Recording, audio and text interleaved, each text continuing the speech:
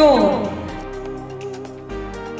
चाहे श्रृंगार का सामान हो, घर की जरूरतों का, बच्चों की किताबें, खिलौनों से लेकर आपके हर छोटे बड़े रोजमर्रा की जिंदगी से जुड़े आवश्यक सामान बहुत ही किफायती दामों में। Interior decors, gifts, kitchen items, cosmetics, groceries, school items, artificial jewelleries, decorating items, toys, etc. One-stop solution for all your home needs and requirements. हर प्रकार की खरीदारी के लिए एकमात्र बेहतरीन जगह आज ही आए। खरीदारी करें और पैसे बचाएं। आपका अपना चेन्नई स्टोर। अंडमान निकोबार के हर एक आदमी को अगर कभी कुछ सडनली कुछ प्रॉब्लम होता है तो जीबी पंथ ही जाना होता है। तो नियर अबाउट 2,42,000 एक स्ट्रेचर का खर्चा आता है। स्कीम है ये ऑल ओवर इंडिया के लिए ठीक है, लेकिन अंडमान के लिए ये बहुत परेशानी हो रहा है सर इसमें। स्ट्रेचर है बट ऑक्सीजन का रिक्वायरमेंट भी है, पेशेंट को ऑक्सीजन उसमें प्रोवाइड नहीं कर पा रहा है। नमस्कार, मैं अनीता न्यूज अंडमान 24/7 में आप सभी का स्वागत करती हूँ। राशन रशीद फाउंडेशन के श्री रशीद जी से आप सब परिचित ही होंगे, जिन्होंने समाज सेवा में अनेकों काम किए हैं हमारे द्वीपों में।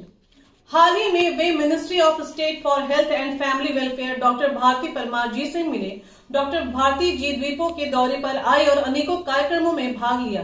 वहीं एक मुलाकात राशन रशीद से भी हुई। इसी मुलाकात में राशन रशीद जी ने डॉक्टर भारती जी से द्वीपों में हेल्थ से जुड़े कई मसलों पर बात की, जहां उन्हें डॉक्टर भारती द्वारा पूरा आश्वासन दिया गया कि इन मसलों पर जल्द ही वे कदम उठाएंगे। चलिए हमारे रिपोर्टर यामिन जी की ये रिपोर्ट देखते हैं। नमस्कार, मैं यामिन न्यूज़ अंडमान 24/7 में आप सभी का स्वागत करता हूं। आज हम आए हैं राशन रशीद भाई के पास। आप सब इस नाम से काफ़ी परिचित होंगे, जो समाज सेवा में बहुत चर्चित हैं, बहुत नाम है इनका।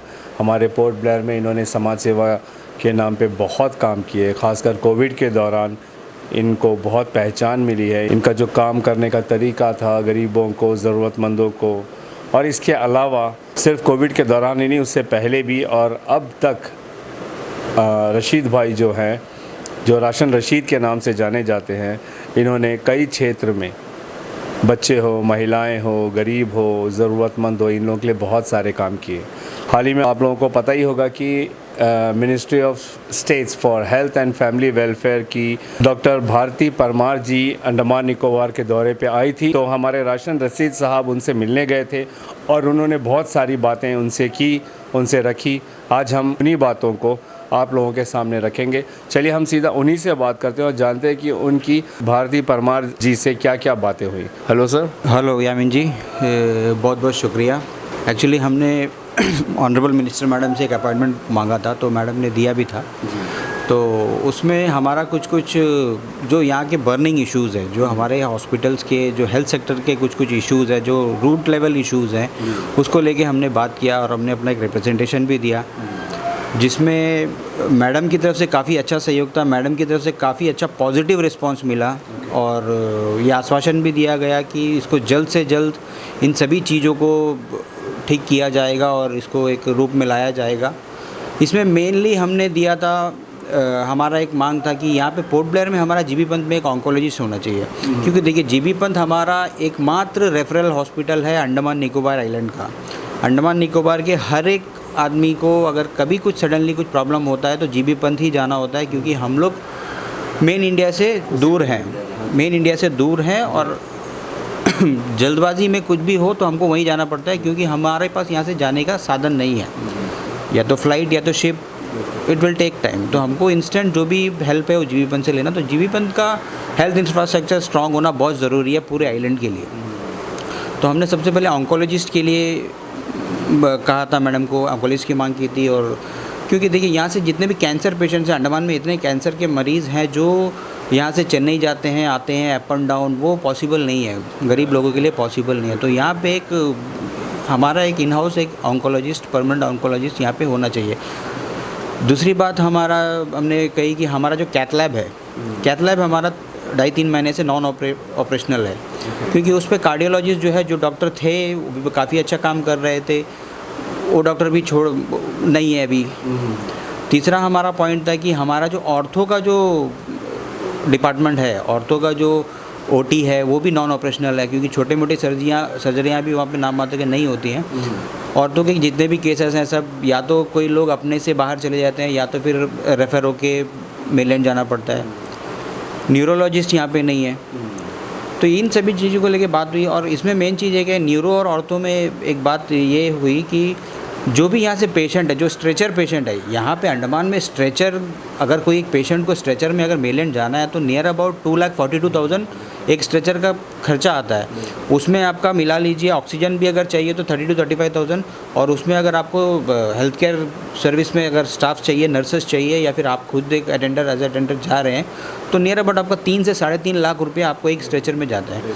तो ये चीज़ का हम लोग ठीक करते हुए क्यों ना अपना ही जो इंफ्रास्ट्रक्चर है उसको सुधार लें, क्योंकि हमारे आइलैंड में मोस्ट ऑफ द पीपल, मतलब मेजॉरिटी के पास में उतना पैसा नहीं है कि वो जो हमारे फार फ्लंज एरिया में जो हमारे इंटरलैंड के लोग हैं वो ट्रीटमेंट कराने आते हैं, 3-3.5 लाख रुपए वो लोग नहीं दे सकते हैं। तो इन सभी विषयों पर बात हुई, और स्टाफ शॉर्टेज जो है जीबीपंथ में उसको लेकर बात हुई, क्योंकि डॉक्टर्स क्यों यहाँ पे, मेरा अपना पर्सनल एक था कि डॉक्टर्स यहाँ पे शॉर्टेज है, स्टाफ यहाँ पे शॉर्टेज है, तो ये चीज़ को ठीक करना चाहिए।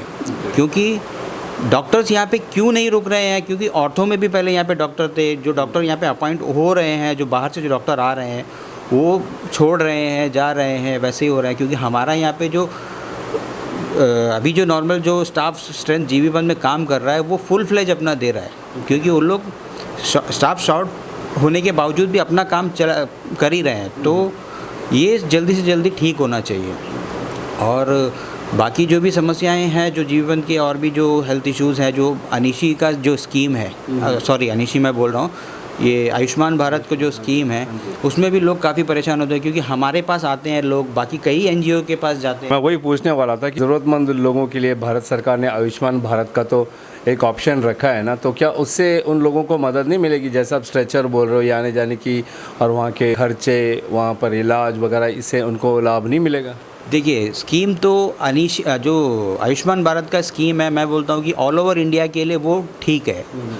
As a Andaman Nicobar island में हम लोग रहते हैं, हम लोग इतना दूर रहते हैं मेन इंडिया से, ये हमारे लिए ये बहुत मुश्किल का सामना करना पड़ता है हमारे यहाँ के लोगों को, क्योंकि यहाँ से हमारे पास में जाने के लिए 2 ही रास्ता है, या पानी से या आपका हवाई जहाज़ से। तो आपको फेयर के बारे में आपको पता होगा कि क्या फेयर यहाँ पे चल रहा है, कैसा चल रहा है, और उसका ऊपर में स्ट्रेचर में अगर जाना पड़ेगा तो फिर तो बीमारी से अलग आदमी फाइनेंशियल बोझ से ही आदमी का आधा एकदम परेशान हो जाता है। तो अनिशी पर सरकार तो कवर कर रही है ना आपके एक्सपेंसेस। देखिए, मैं वही बोला कि ये जो स्कीम है ये ऑल ओवर इंडिया के लिए ठीक है, लेकिन अंडमान के लिए ये बहुत परेशानी हो रहा है सर। इसमें अंडमान के लिए जो है, अंडमान का पब्लिक के लिए बहुत परेशानी हो रहा है, क्योंकि हम लोग देखते हैं, हम लोग ग्राउंड लेवल में देखते हैं, कुछ पेशेंट्स हैं जो स्कीम में रेफ़र तो हो जाते हैं, आयुष्मान भारत में रेफ़र हो जाते हैं, बट उनके पास में टिकट लेने को भी पैसा नहीं है। अभी हाल फिलहाल में ही 3-4 केस हम लोग उसको डील कर रहे हैं, टिकट लेने का पैसा नहीं है, पेशेंट का कंडीशन डेट्रॉइट होता जा रहा है दिन ब दिन। फिर हम लोग यहाँ से कुछ उसको कलेक्शन करके या फिर अपने से कुछ टिकट का इंतज़ाम करके देते हैं, बाकी सारे एनजीओज़ कलेक्शन करके या फिर अपने। रशीद जी, वही जानना चाह रहा हूँ, क्या सरकार ये एक्सपेंसेस कवर नहीं करती है?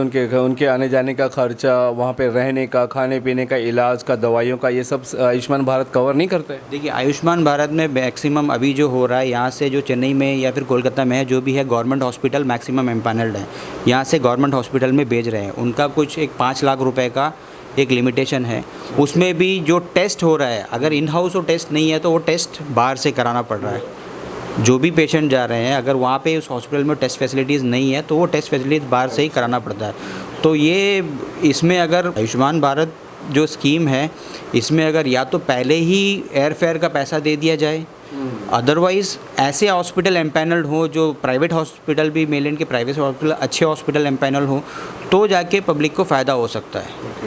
और बाकी एक्सपेंसेस उनका 5 लाख रुपए का बंधा हुआ है, और इसमें ये स्ट्रेचर का तो मैंने आज तक कोई केस नहीं सुना कि आयुष्मान भारत के अंतर्गत ये कवर हुआ है, तो इसमें नहीं मिल रहा है सर। और साथ में हमने ये भी सुना है कि जो लोग स्ट्रेचर के लिए बुक करते हैं अपने खर्चे से ले, उनको भी जाने क्यों मगर एरोप्लेन्स में सीट नहीं मिलता है, क्योंकि हमारे पास अभी एक केस आया था जहाँ पे वो कह रहे थे कि उनको किसी तरीके से सीट दिलाएं करके स्ट्रेचर फैसिलिटी अवेलेबल कराएं। तो इस मामले में बिल्कुल मैं वही बोल रहा हूँ ना, हम लोग वहाँ तक क्यों जाएं। हमारा डिस्कशन ये हुआ कि ये स्ट्रेचर, बीच में मेरे पास भी एक केस आया था, स्ट्रेचर है बट ऑक्सीजन का रिक्वायरमेंट भी है पेशेंट को, ऑक्सीजन उसमें प्रोवाइड नहीं कर पा रहा है, तो उस वजह से पेशेंट यहाँ से जाने में डिले हुआ है। हमारा ये कहना है कि अगर ये हमारा जो जीबी पंत हॉस्पिटल है इसी को सेल्फ सफिशिएंट कर दिया जाए, ऑर्थो हो गया, न्यूरो हो गया, कार्डियो हो गया, बेसिकली जो केसेस यहाँ से जाता है, इसमें हमारा ही हॉस्पिटल को हम लोग सेल्फ स्ट्रेंथन कर दें, यहाँ पे डॉक्टर्स का अपॉइंटमेंट कर दें।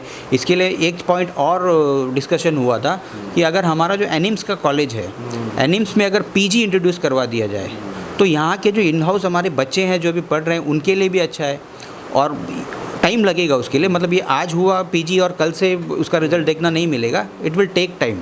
अगर पीजी इंट्रोड्यूस हो गया तो यहाँ पे बाहर से प्रैक्टिशनर्स आएंगे, डॉक्टर्स आएंगे, स्पेशलिस्ट आएंगे, वो डायरेक्टली हमारे आइलैंडर्स को ही बेनिफिट करेगा। और जब वैसा होगा तो ऑब्वियसली जो यहाँ से जो रेफर वाला जो केस है वो कम होगा और हम लोग यहाँ पे इन हाउस कर सकते हैं। ऐसा भी हो सकता है कि हमारा हेल्थ इंफ्रास्ट्रक्चर को अगर हम यहाँ पे ठीक करें तो बाहर से लोग यहाँ पे आए ट्रीटमेंट कराने के लिए। जैसे हमारा इतना बड़ा टूरिज़्म इंडस्ट्री है, हम लोग एक हेल्थ टूरिज़्म भी उसमें प्रमोट कर सकते हैं। तो मेरा पूरा जोर यही था, मेरा पूरा रिक्वेस्ट यही था कि हमारा जो भी हेल्थ सिस्टम है, यहाँ पे हेल्थ केयर सिस्टम है, उसका पूरा तरीक़ा से उसको ठीक किया जाए और चरण बाई चरण उसको ठीक करके एक अच्छा एक व्यवस्था बनाया जाए। कितने पॉजिटिव हो आप? बात तो आपकी हो गई है minister of state for health and family welfare, उन्होंने आपकी बात सुनी भी है जैसे आप कह रहे हो, तो कितने पॉजिटिव हो आप? ये कब से शुरू होगा या कब तक हम आइलैंडर्स को फ़ायदा होगा इसका? देखिए, बात हुई है, बहुत पॉजिटिव तरीके से ही बात हुई है। मिनिस्टर मैडम ने आश्वासन दिया है, बहुत ही अच्छी तरह से आश्वासन दिया है, क्योंकि मिनिस्टर मैडम खुद एक डॉक्टर हैं, तो शी नोज़ बेटर कि मतलब क्या परेशानियाँ, कहाँ पे क्या परेशानियाँ हेल्थ केयर सिस्टम में आ सकती हैं। तो उस हिसाब से मैडम का बहुत अच्छा रिस्पॉन्स था और कुछ मैडम ने कुछ गाइडेंस भी दिया हुआ है यहाँ पे DHS में और बाकी जगह पे कुछ गाइडेंस भी दिया हुआ है। मैडम ने एश्योर किया है, क्यों तो हम लोग देखते हैं आगे क्या है, इसको हम लोग ट्रैक भी करेंगे। जो एश्योरेंस मिला है हमको उसको हम लोग ट्रैक करेंगे आने वाले समय में, इससे क्या हो रहा है, कैसे हो सकता है। तो एश्योरेंस तो अच्छा है और काफ़ी हेल्दी डिस्कशन हुआ था, तो का एश्योरेंस है मैडम के साथ, मैडम ने अच्छा एश्योरेंस दिया है। तो हम लोग उम्मीद करते हैं कि ये सारी चीज़ें जल्द से जल्द हों और हमारे आइलैंड के लोगों के लिए, आइलैंड के लोग इसका सुविधा का लाभ उठा सकें। रशीद जी, हमने सुना है, सूत्रों से हमें पता चला है कि minister of state for health and family welfare की जो मैडम थी डॉक्टर भारती परमार जी, उन्होंने आपको पहचाना है, उन्होंने आपके बारे में सुना है, क्या ये सच है? जी हाँ, ये एक्चुअली मेरे लिए भी बहुत ही असमंजस सा स्थिति था, लेकिन बहुत खुशी हुई। ये हमारी पूरी टीम के लिए एक श्रेय, राशन रशीद फाउंडेशन का लिए एक बहुत ही मैं उसको क्या कहूँ, बहुत बड़ा अप्रिसिएशन है कि उन्होंने पर्सनली रिकॉग्नाइज़ किया है और हमारे किए गए कामों को की सराहना की है और आगे भी ऐसे काम करने के लिए प्रेरणा की है। मतलब ये एक अच्छा अनुभव था, क्योंकि एक सेंट्रल एक मिनिस्टर अगर आपके काम को देखकर आपकी तारीफ़ करते हैं, अप्रिसिएशन करते हैं, तो ये इसका मैं पूरा श्रेय अपने पूरे टीम को देता हूँ और मेरे पूरे टीम को इसके लिए बहुत बहुत मुबारकबाद। रशीद जी, हम भी आपकी काफ़ी तारीफ़ करते हैं, क्योंकि हम भी सुनते हैं कि आए दिन आप समाज सेवा के क्षेत्र में बहुत काम करते हो।